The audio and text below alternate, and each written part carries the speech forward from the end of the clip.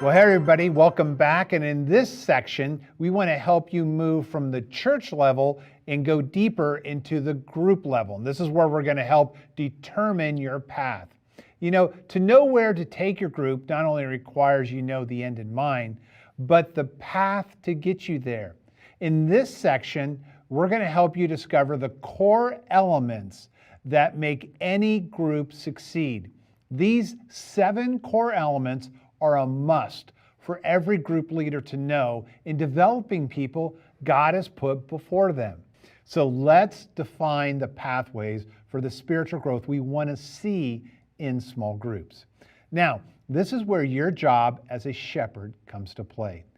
You must be intentional in defining the pathways for people through your ministry and making sure your sheep find that path and know where they are headed.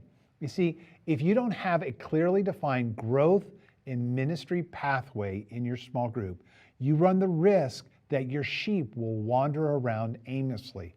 Then all the work you're doing to set up your small group and connecting people together, that's all just going to be for naught because they're not going to know where they're headed. You know, there's a phrase to remember as we explore these 7 elements needed for your group to have a great spiritual pathway. And that phrase is, community requires commitment. Just like in a marriage or in a family system, without commitment, community is hard to come by. Now, Pastor Rick has 2 great sayings that help us work towards this commitment. The first one is found in the Purpose-Driven Life, and it's only the Holy Spirit can create real fellowship between believers. But he cultivates it with the choices and commitments we make. Paul points out this dual responsibility when he says, you are joined together with peace through the Spirit, so make every effort to continue together in this way. It takes both God's power and our effort to produce a loving Christian community. And he has another great one in the Purpose-Driven Church, and it says, the larger your church grows, the more important small groups become for handling the pastoral care functions. They provide the personal touch that everyone needs, especially in a crisis. At Saddleback, we like to say that the whole church is like a large ship, and the small groups are the lifeboats. You know, as you're developing the commitment, these 7 elements will be critical. In this part of this second session, let's look at a couple of them. Letter A, be aware of what people are looking for in a small group. Now, whether you know it or not, when anyone comes to your small group, they have 5 questions that are running in their head.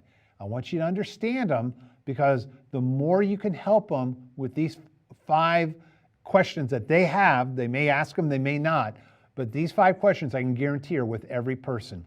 First question, do I fit here? This is the question of acceptance. You know, part of what you got to do in this question is help them invite their friends. Hopefully they're one of your friends already, but you want to invite your friends to be a part of the group. You know, you want to enjoy a regular time with your friends. The more your group is driven by your existing friendships, the more organic and the deeper you can take your group. Because you can deepen your relationships that much more quicker when your group is your friends. And you want to bring purpose to your relationships in every way possible. There may be people at your work you want to invite. Wherever your friends are, you want to bring them in so they can understand that they fit here. Have a conversation with your group about friends they could invite too, so you know you can bless other people. The second question they have, does anybody want to know me? And this is the question of friendship. Now, obviously, it takes time for fellowship. The more organic your group is, that means that they're your existing friends, the quicker your fellowship can bond and grow deeper. One of the things that you're going to learn later on in point F of this section is we're going to talk a lot about subgrouping. And subgrouping is when your group grows too big, you can build small little pockets of fellowship by subgrouping people together. And what I want to encourage you in this question is to help you understand that people desire friendship. I mean, from the beginning of time, Genesis 2:18, God said it's not good for man to be alone. And you got to understand the context was that's the most perfect environment known to mankind called the Garden of Eden. But even in the Garden of Eden, it wasn't good for man to be alone. So friendship is a craving piece that you want to make sure is answered in your group.